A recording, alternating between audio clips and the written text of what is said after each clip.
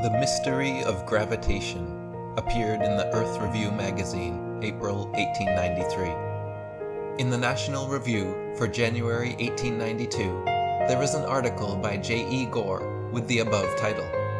The writer commences by saying, quote, "The law of gravitation discovered by Sir Isaac Newton is believed by astronomers to rule with absolute sway throughout the length and breadth of the visible universe. Gravity acts in proportion to the mass and inversely as the square of the distance.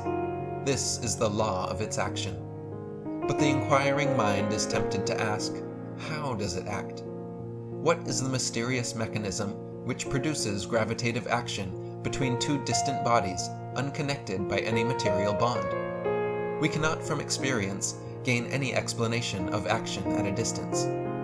After this confession, Mr. Gore proceeds to give or quote a number of hypotheses or scientific guesses as to how bodies can act at a distance while unconnected by any material bond. He does not go to the root of the matter and question the existence of this mysterious something called gravitation. He only proceeds to inquire how it may possibly act upon the most distant planet, comets, meteors, and revolving double stars. Now, sir, would it not be more scientific first to prove the existence of such a force before proceeding to inquire how it acts? I think so. But as the writer speaks of, quote, Newton's discovery of universal gravitation, he perhaps thought this inquiry was unnecessary. But before inquiring, for instance, how the sun manages to pull at the moon, or how the moon pulls at the earth, without any connecting rope or chain, I should like to know how and when Newton discovered that such action does take place at all. Can any reader enlighten me on this point? As far as my reading goes, at present, it seems to me that Sir Isaac Newton invented the idea of universal gravitation rather than discovered such a force, and that he invented it because it was necessary to his mathematical device of a revolving and rotating earth and sea globe. This is a very important question.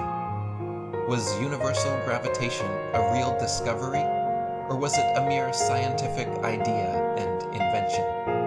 I affirm it was the latter, and I deny that the idea of solar or stellar gravitation has any true basis in the facts of nature. I shall appeal to the article in question in support of my contention, which article was written by a Newtonian. First, I ask, why is there so much mystery surrounding this doctrine of gravitation? In his History of Physical Astronomy, Professor Grant says, quote, "Whether gravitation is a quality inherent in and necessarily coexistent with matter, or whether it is a principle essentially distinct from it and operating merely on its constituent parts, is a question which, in all probability, is destined forever to prove irresolvable to the most penetrating inquiries of the human mind." That is, to put the question in plain words, does matter itself attract? Or is there something else distinct from matter which does all the pulling? The learned professor says that he does not know, and that in all probability no one ever will know. What is this but a veiled confession that the astronomers themselves know nothing at all about it? That it is all philosophical hypothesis or scientific guesswork? In a letter to Dr. Bentley, dated February 25th, 1693, or about 10 years after his supposed discovery, Newton makes the following confession, quote, "That gravity should be innate, inherent, or essential in matter, so that one body may act upon another at a distance, through a vacuum, without the mediation of anything else, by and through which their action and force may be conveyed from one to the other, is to me so great an absurdity that I believe no man who has in philosophical matters a competent faculty of thinking can ever fall into it. Gravity must be caused by an agent acting constantly according to certain laws. But whether this agent be material or immaterial, I have left to the consideration of my readers." This is very kind of Newton, and very flattering to the penetration of his readers.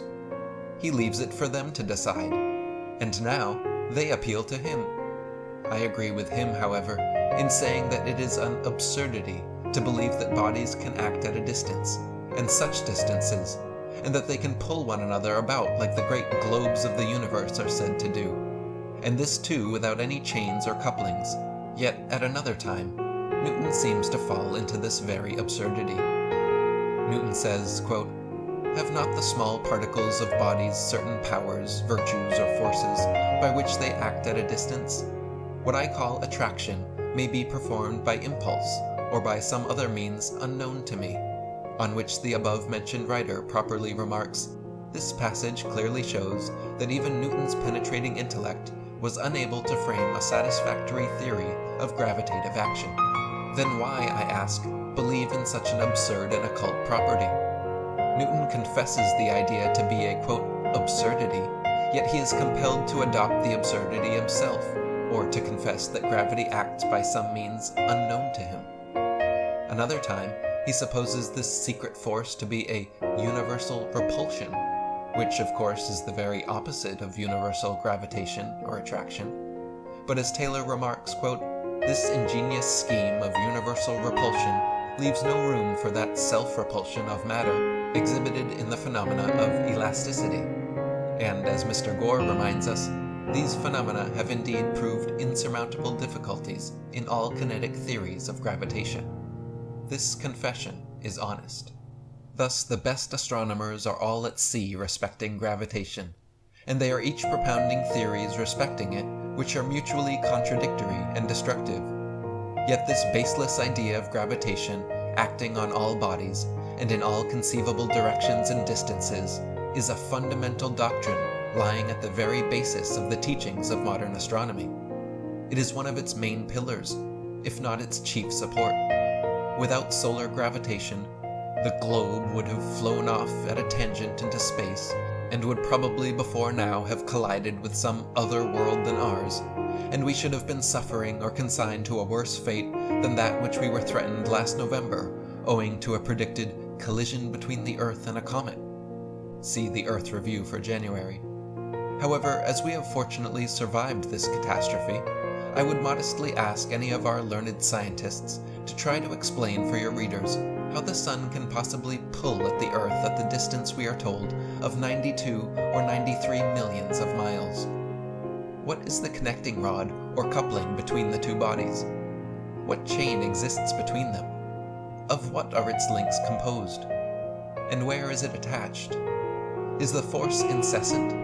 And if so, what keeps it up? Does the sun exhibit any loss of energy or force for such tremendous and constant dynamic expenditure? Does the force come out from the sun to the earth, or vice versa? And if so, why does it turn back suddenly on reaching that or any other body? These are practical questions.